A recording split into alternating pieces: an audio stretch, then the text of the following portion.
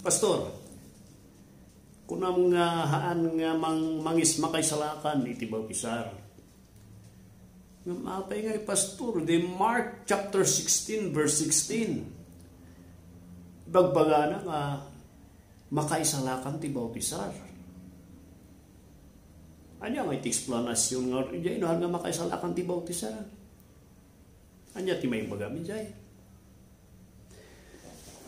Good afternoon, karakay kakapsado. Dahito iti tungtungan tayo iti rating nga madam. Agpaiso, I have said, tinapalpalabas nga records tayo, nga awan iti batang, kan awan panakabalin, iti bautisar nga mangisalakan. And yet, ada nga agpaiso iti verse, iti Mark chapter 16, verse 16, nga ipukpukaw na, nga paslamat nga, ada ti parte, ada ti part iti bautisar nga mangisalakan.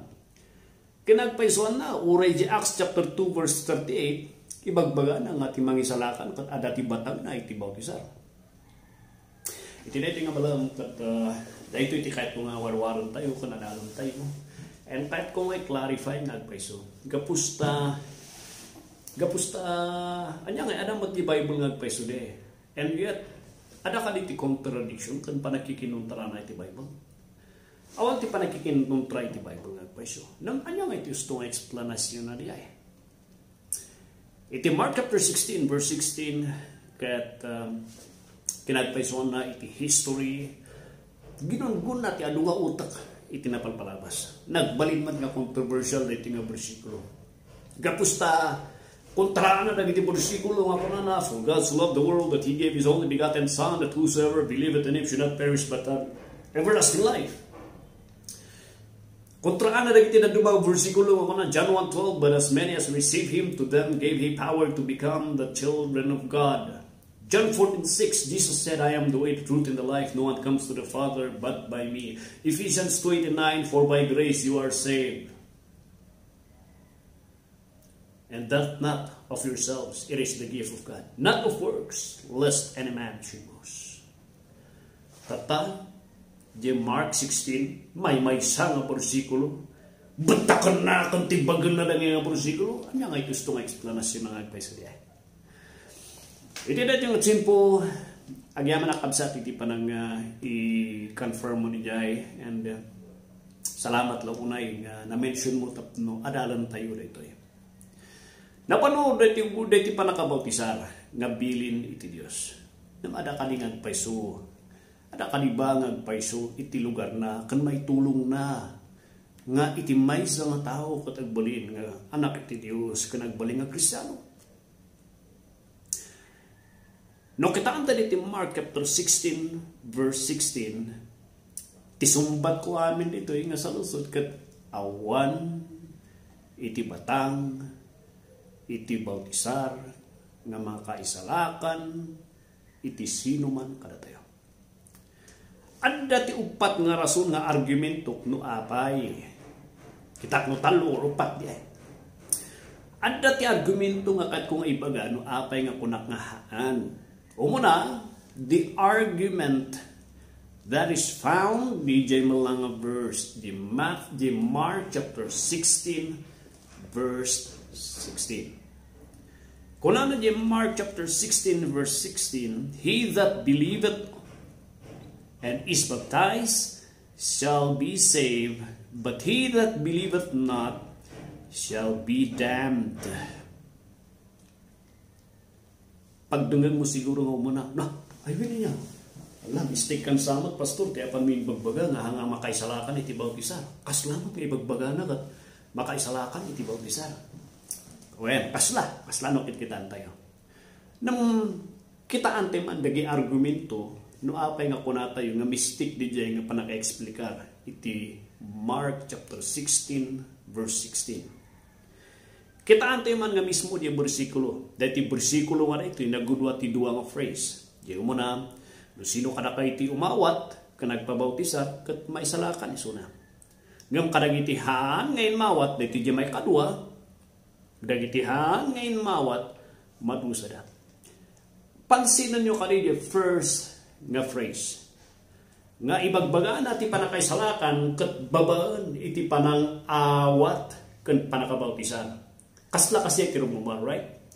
Namno kitam di second nga phrase, nga supporting phrase, silpuna di bersikulo, kuna nameten kadagiti ngem, kadagiti hangin mawat, agreka.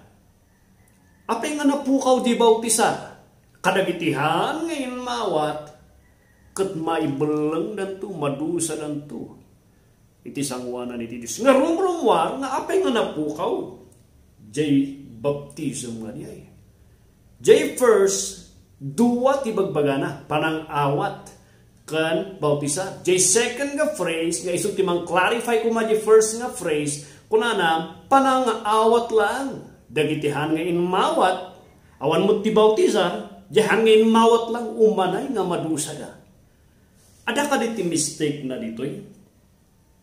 Tapno maawatan tayo ditoy nga rumrumwar. Di usto nga panaka-explicar tayo. Dahiti di may kadwa. Di argument iti synoptic gospel. Nga di synoptic gospel nga di ay, kung natin nga synoptic dati, Matthew, Mark, Luke, and John, kat halos kaslag paparihas da kita. Ada ti istorya nga halos ada amin kanyada. Nung tinapintas, ada dagida duma nga jay istorya jay Matthew, kinumpleto ni Mark, mas inilawlawag pa iti maysa, mas ada ti duma diti John nga hanga na isurat met nung dahiti upat, it complements at sisinupurtada tapno na may maysada nga maawatan jay buo nga pasamak. Isu nga tapno maawatan di jay haan mo nga i-detach data nga bersikulo karakaro ta controversial ijay daduma nga libro nga synoptic gospel nga kakadwana jay Matthew, jay Luke, and John. Daytoy jay Great Commission no kita antay. This was how Mark presented the Great Commission. Dahito jay bilin ni Kristo Jesus iti maudi nga bilin na nga datidaga nga tumpangan dagiti disipulo na nga masapol aramidan tayo. Iti book iti Matthew where this same thing ket naisurat awan ti pangkitaan nga ti baptism ket mangisalakan. Implying nga di Matthew silent isuna ken haan na nga isuro nga ti baptisan ket mangisalakan. Rather, ti panakaisalakan nga makitam di Matthew, agrugi di verse 1 ingana di last nga chapter, ti panagbabawi kan panangawat, ti may pukpukaw nga minsay, ti panakaisalakan. Kastamat lang ni Luke, kastamat lang ni John, ti bagbagada kan ipukpukaw na dagiti nga libro, umanay ti panagbabawi, umanay ti panangaksipar ka ni Kristo Jesus, kat no sino kada kayo ti mga rami di jay, adda ti panakaisalakan kanya na. Dem jay book iti Mark. It's quite kaslang a controversial. But it's not. Gapusta ti ibagbaga na di jay katastoy. No sino kada kayo iti inmawat ngarod dahil iti gusto nga explanation na according jay suporta iti book ti Matthew, Luke, and John. Kadag iti inmawat kini Kristo Jesus panaknukan nyo babaan iti panakabautishan nyo. Haan nga umanay nga kunam nga inawat mo isuna nga manubot kan mangisalakan. Ipakitang ti ebidensya nga naisalakan ka. Kasatno nga anya ti ebidensya nga inawat mo ti Ebanghelyo di verse 15. Nga may saka nga tinalak mo ti Ebanghelyo ni Kristo Jesus. Babaan ti panakabautishan. Dito yun nga rumwar jay nalawlawa nga panagsuro tayo iti eksplanasyon iti bautisan. No ada ka diti batang na iti panakaisalakan ti tao. Kinita tayo ijay synoptic gospel apan tayon tata jay duma nga book ijay Bible nga sarsaritaan na nga awan ti panakabalin iti bautisan. Ada ka diti duma nga bersikulo iti Biblia nga mangpanagnak di jay. Ada. Dahito di pangkitaan tayo, J 1 Corinthians chapter 1 verse 17. Dahito ya kuna tayo nga, the argument of the other books in the New Testament. Kitaan tayo. The 1 Corinthians chapter 1. Chapter 1 verse 17. Kuna na jay, ang tayo dyan simpo, aglalabang na kita Kristiyano. Siya ni Apostol Pablo, siya ni Pedro, siya ni Apolos, siya ni Jesu Cristo, ado ti Francisco. And kuna na Apostol Pablo, jay 17, agyaman na kanya po Diyos. Kapustahan na kain baon tap numang bautisar kada kayo no dikat ikasabay ti Ebanghelyo. At ati kahit kung ibagang aragos. Damagat sa kanya ti Ebanghelyo. Nga di verse 15, iji Mark chapter 16 verse 15, kuna naapang kayo ikasaba ti aming nga kaparswa-parswa, dagiti naramit niya po nga tattao, noon yaman ti lugar, idanon niya ti mensahe ti Ebanghelyo, anya iti Ebanghelyo, isuday ito di mensahe ti panakatay, panakaikali kan panagungan ni Kristo Jesus, nga no sino ti mang anay kanya na jay, aday ti biyag na, nga nanayon, di jay ti Ebanghelyo. Kat kuna na Apostol Pablo, agyaman aktanak nga inbaw nagbautisa. Kaya't nangasawan, jay gospel, kan jay bautisar, haan nga naingayon ti gospel. Sabali ti gospel, sabali ti bautisar. Haan nga makaisalakan ti bautisar. Ti gospel kat may-maysa, dahi ti may-maysa nga minsay nga integ niya po nga panakaisalakan ti tao, di panakatay, panakaikali, panagungar, nga haan nga naingayon, di panakabautisar. Yan ay sina ti bautisar jay. And that is to support nga kunay jay dadu mga books iti Bible nga haan nga makaisalakan iti bautisar. By the argument of the other books iti Scripture. Narawag jay. Jay fourth nga argument. Jay argument dagiti kindi argument ni Simon nga mambunong. Dahil ito jay argumento nga adada iti mambunong nga nagdungdungag ti minsay iti panakaisalakan jay Philippi. Den maramdama nakita na nga ni mas manakabalindamot nga siya nga gagas. Ada ti sabali nga motibo na nga kahit nga mamundi sikreto tapno makaagas mo isu na ti kasjay. Kanada siguro ti panggap na pagkwartaan mo. Nakita din dari suna. Tapno makita na mo anya di hidden secret kaya. To the point nga nagpabautisar pa isu na. And yet there came a time, di Acts chapter 8, 13 to 25. Kuna na kani Pedro, mabaling nga isurong kani-kanyak tap numarami kumutya aramidam. Uray gatangak. Sino ba deta nga espiritu ti Santo Espiritu? Gatangak deta uray man ti gatana. Tap numarami kumutya aramidam. Nakita na Apostol Pedro. Sa balik ti utak mo nalati. Han ka nga pudpudno nga naisalakan. Ibabawin deta nga aramidam, deta nga panunot mo. Tanuan mo nga ibabawi ti deta nga baso dusaan na kay ti Diyos. Anya ti pangkitaan tayo niya. Makita tayo dito eh. Nga rin tinabautisaran, nagbaling nga membro nga ni Simon nga mambunong. Kunak man makaisalakan iti bautisar. Namhaan gaya. Tahaan nga makaisalakan iti bautisar. Kinagpaison na, jay argumento jay first nga church. O iti pa iti maisa. Sakbay nga nabautisaran, dagi imuno na nga Kristiyano idi. J. Acts chapter 2, verse 38. Makita tayo nga, dagi tinabautisaran nga first nga Christians. J. Acts chapter 2, verse 38. Dagi first nga nabautisaran, kat inumawat na pa kaninawat na pa timinsay ti Ebanghelyo. Kastamat ni Lydia, J. Acts chapter 16, verse 14 kan 15. Kastamat Ethiopian eunuch, J.